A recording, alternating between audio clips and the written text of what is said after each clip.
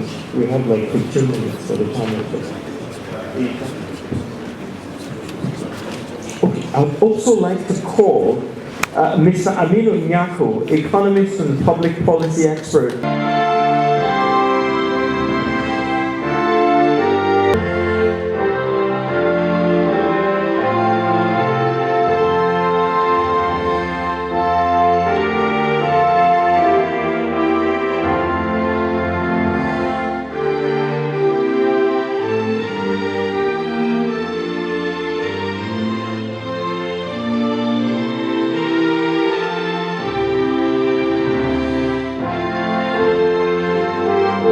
Left with the Prof, who gave the lead speech.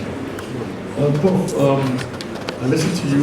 Your speech was very lucid, right to the point, and you talked about national productivity being low, and that's the key to development. But people are still in pain, people are still growing, people are still in hardship. Do you think there is anything the government can do that Australia can do in the short run to make people feel better? People feel like there's hope, there's light at the end of the tunnel? Yes, I think so. Anything the government can do to increase the expendable income of citizens will make the difference. On what do we spend? We spend on food, we spend on education, among other things. So imagine that the government announces that for the next term, there will be no school fees at secondary and tertiary level, and that's money nobody will have to spend. It will be instant. Or you announce that, okay, the first semester is coming to an end. Let all the tertiary institutions send in the list of their students. You already know their fees. Their names exist. You refund them. It's important that the areas to isolate, expenditure on education, expenditure on feeding, among other things. Those are specifics, and they can be immediate. Was just too short. They could not consolidate within that point in time. Another thing that is also very credible about recapitalization is the fact that it has allowed banks, it has, categorized banks according to their capacity. You don't tell everybody to go and bring 25 billion. When you do that, you have created a problem of an issue. And when you look at what happened on the 28th of March, 2024, when the Cardoso mentioned that gave that directive. Even prior to that, it was at our dinner in December, and he did mention, like a signal to those people in the industry, that we are going to increase, we are going to increase the capital base of banks, and that banks had already started preparing, and that's how it should be. And one other fundamental thing that is, because we need to get this background so that we should commend the government where they are doing very well. They gave the banks that rather than giving you 6 months, this time around we are going to give you 24 months, that 2-year duration. We believe that those things are very apt and in line also with global best practice. They did mention that it was in that directive that things like retained profits will not be capitalized, because we have realized that these are some of the loopholes that were exploited to the detriment of the ecosystem. So the party or those people in charge of that policy, the CBN government, did rightly well.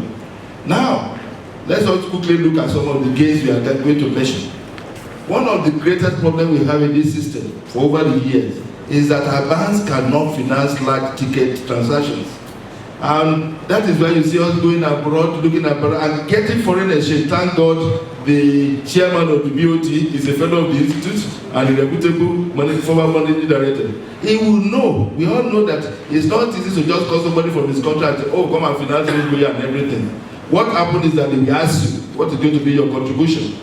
So this recapitalization will definitely put our banks in the strong position that they'll be able to finance large tickets. Look, for example, those of them that were given, that has international licenses, they were to have 500 million. That is the new capital base for them. For those of them that is going to operate nationally, they were to provide 200 millions, as their capital base, to increase their capital base to 200 million. Those of them that are going to operate regionally, that is about 20 million. And non-interest banks that we thought is like microfinance, they are to provide 10 billion, we believe that if this come into the system, it's definitely going to give these banks the opportunity of being able to meet, to finance our own infrastructure and some of those things we are struggling with. Number two is the fact that in raising this capital, definitely it will be raised somewhere, and that is our capital. I mean that's the sec. When this goes to that place, it will deepen that sector of the economy, of the finance system, in such a way that investors can come. And even in addition to that, you find out that the FDI we are talking about, foreign direct investment, that people ordinarily do not want to come. When they seize that avenue, they will be able to tap that avenue. So then again, we believe that banks too, when they are capitalized too, and they are strong, they have financial base, there will be so much money in the system, if properly managed. I use the word if, because it is both, it's like a double-edged sword. But if the money, when it comes in, and they are able to manage it very well, you find out that the cost of fund, that's lending rate, we nosedive, we go down.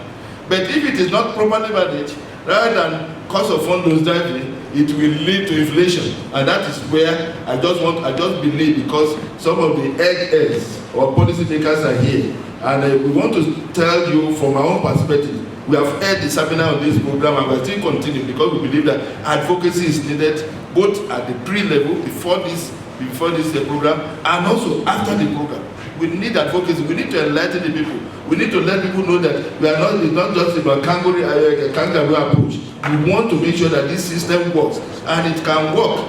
And I want to thank the lead speaker who said that this job is for every one of us. We have a role to play. In CIB, one of the things we did immediately is that we look at the loopholes, what we encountered in the previous recapitalization. There were a lot of due diligence was not done. Some people married on the 29th, and you can just, I call it one of my write-up as marina marriage, where you just go to on lunch and you pick a woman, and you think you are picking a wife. Definitely you run a risk. So this time, the time frame is right, but individually we have a role to play. In Institute, we will continue to do the advocacy issue. Then beyond that, we intend to have a collaboration with SEC, so that we can put processes in place. Unlike those ones that were done manually and everything, we believe innovation is the way to go. Digitalization will come into play in this matter, so that everything, and more importantly too, we guide against, we make sure that those capital that are coming, there is verification, so that people will not use it as a medium or laundering money into the system to distort against the economy. I just believe it's a win-win approach, and I believe all of us have a role. As CIBM, we have made up our mind that this thing will work, and it will work for the benefit of this country. And like Winston Churchill rightly pointed out, success is not final, failure is not fatal.